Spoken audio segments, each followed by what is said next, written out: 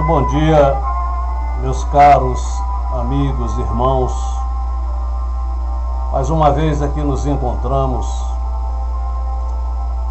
rogando a nossa Mãe Santíssima e agradecendo a ela por mais esta oportunidade que ela nos concede de podermos, através desse equipamento, divulgar os ensinamentos desta doutrina abençoada dos Espíritos e do Santo Evangelho de nosso Senhor Jesus Cristo. Meus amigos, o nosso vídeo de hoje, da nossa série, é o de número 111, que tem como título Eutanásia. É uma mensagem do Espírito Joana de Ângeles, psicografia de Divaldo Pereira Franco, página 271-272, publicado no Reformador da Federação Espírita Brasileira. E Olho por Olho, de João Marcos, também do Reformador da Federação, setembro de 1974, publicado no Rio de Janeiro. Inicia assim, abre aspas, tema de frequente discussão, por uns defendida, por outros objurgada, a eutanásia, ou sistema que procura dar morte sem sofrimento a um doente incurável, entre aspas, retorna aos debates acadêmicos face à sua aplicação sistemática por eminentes autoridades médicas em crianças incapazes físicas ou mentais desde o nascimento, internadas em hospitais pediátricos sem esperanças científicas de recuperação ou sobrevivência.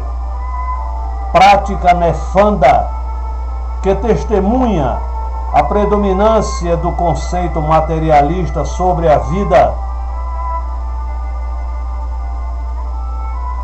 que apenas vê a matéria e suas implicações imediatas em detrimento das realidades espirituais, reflete também a soberania do primitivismo animal na constituição emocional do homem.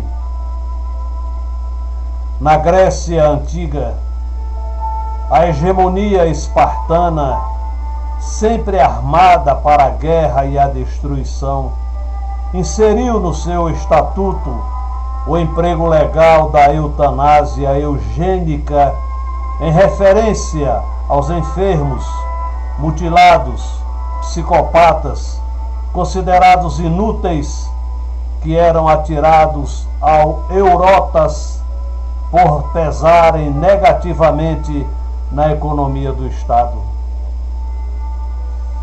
Guiados por superlativos egoísmos e prepotências, apesar das arremetidas arbitrárias do exagerado orgulho nacional, fizeram-se vítimas da impulsividade belicosa que cultivavam.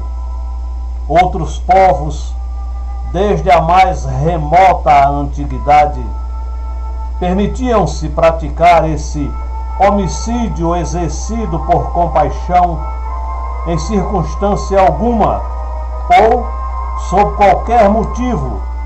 Não cabe ao homem direito de escolher e deliberar sobre a vida ou a morte em relação ao seu próximo.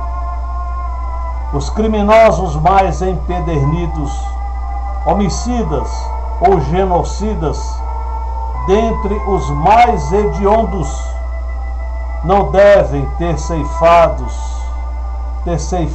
as vidas, antes serem isoladas da convivência social em celas ou trabalhos retificadores, nos quais se redimam sob a ação do tempo e da reflexão, que tarda, mas alcança o infrator, fazendo-o expiar os delitos perpetrados.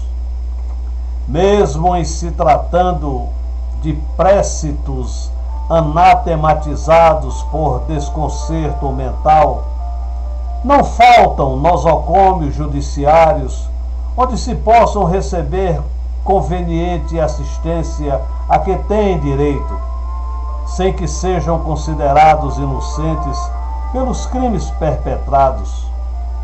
Em recuperando a saúde, eventualidade excepcional que pode ocorrer, cesseados pelo perigo de provável reincidência psicopática, poderão, de alguma forma, retribuir de maneira positiva à sociedade os danos que hajam causado. No que tange aos enfermos ditos irrecuperáveis, convém considerar que doenças ontem detestáveis, quanto incuráveis, são hoje capítulo superado pelo triunfo de homens sacerdotes da ciência médica que a enobrecem pelo contributo de suas vidas, que oferecem o benefício da humanidade. Sempre há, pois, possibilidade de amanhã conseguir-se a vitória sobre a enfermidade irreversível de hoje. Diariamente, para esse desiderato, mergulham na carne espíritos missionários que se aprestam a apressar e impulsionar o progresso, realizando descobrimentos e conquistas superiores para a vida, fonte poderosa de esperança e conforto para os que sofrem, em nome do Supremo Pai. Diante das expressões teratológicas, ao invés da precipitação da falsa piedade em aliviar os padecentes dos sofrimentos, se há de pensar na terapêutica divina, que utiliza o presídio orgânico e as jaulas mentais para justiçar os infratores de vários matizes que passaram na terra impunes, despercebidos, desculpe, mas não puderam fugir às sanções da consciência em falta nem da legislação superior, a qual rogaram ensejo de recomeço, recuperação e sublimação, porque anelavam para a edificação da paz íntima. Suicidas, esses pobres revoltados contra a divindade, que esfacelaram o crânio em arremetidas de ódio contra a existência, reencarnam perturbados pela idiotia, surdez, mudez, conforme a parte do cérebro afetada, ou por hidrocefalias, mongolismos. Os que tentaram o enforcamento reaparecem com os processos de paraplegia infantil. Os afogados padecem de enfisema pulmonar. Os que desfecharam tiros no coração retornam sob o jugo de cardiopatias congênitas irreversíveis, dolorosas.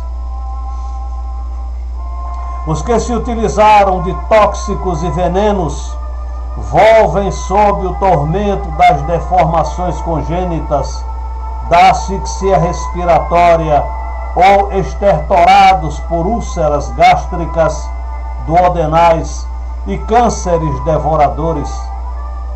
Os que despedaçaram o corpo em fugas espetaculares recomeçam vitimados por atrofias, deformações, limitações pungentes em que aprendem a valorizar a grandeza da vida.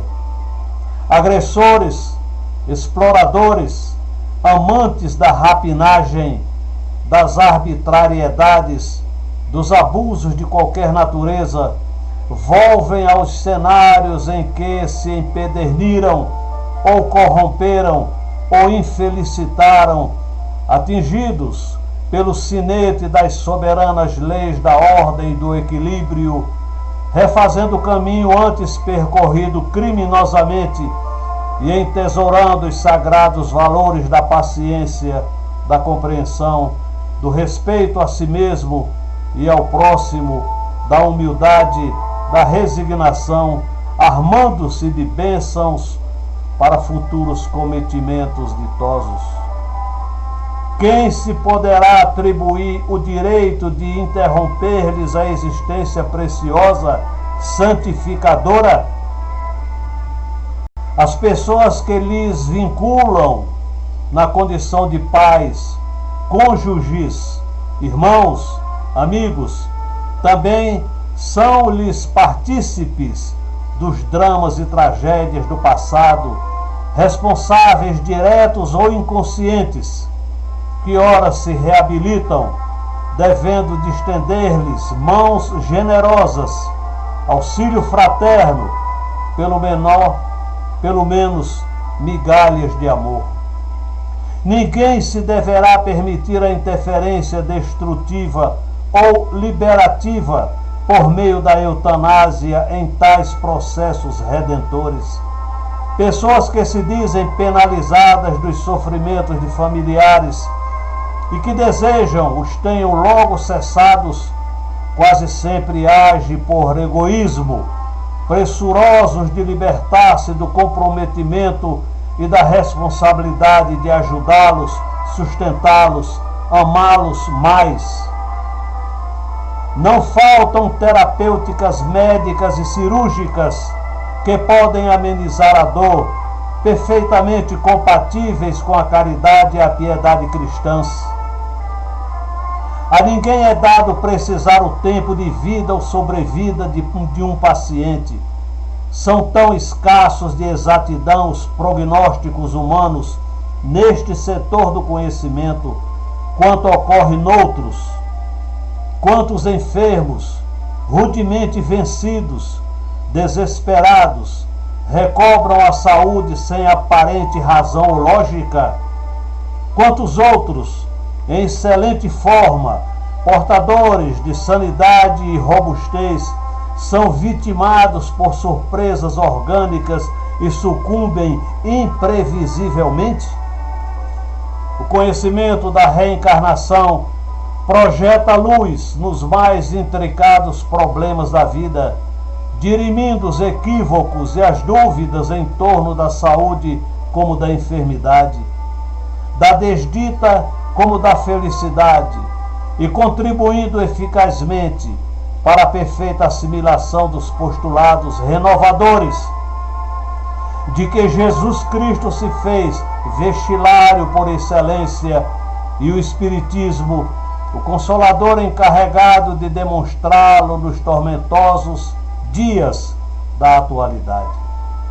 Argumentam, porém, os utilitaristas que as importâncias despendidas com os pacientes irrecuperáveis poderiam ser utilizadas para pesquisas valiosas, ou para impedir-se que homens sadios enfermassem, ou para assistir-se convenientemente os que, doentes, podem ser salvos, e devaneiam, utopistas, insensatos, sem considerarem as fortunas que são atiradas fora em espetáculos ruidosos e funestos de exaltação da sensualidade, do fausto e das dissipações, sem que lhes ocorram a necessidade da aplicação correta de tais patrimônios em medidas preventivas salutares ou socorro às multidões esfaimadas e nuas que enxameiam por toda parte, perecendo à míngua de uma migalha de pão, chafurdando no desespero pela ausência de uma gota de luz ou de uma insignificante contribuição de misericórdia. Cada minuto em qualquer vida é, portanto, precioso para o espírito em resgate abençoado. Quantas resoluções nobres, decisões felizes, ou atitudes desditosas ocorrem num relance de momento? Penetrando-se o homem de responsabilidade e caridade, luarizado pela fé religiosa fundada em fatos da imortalidade, da comunicabilidade da reencarnação, abominará em definitivo a eutanásia, tudo envidando para cooperar com seu irmão nos justos ressarcimentos que a divina justiça lhe outorga para a conquista da paz interior e da evolução. Joana de Ângeles. Sofrimento e eutanásia, religião dos espíritos, pelo Espírito Emmanuel, psicografia de Francisco Cândido Xavier, publicação da FEB, páginas 59 e 60, Rio de Janeiro, RJ.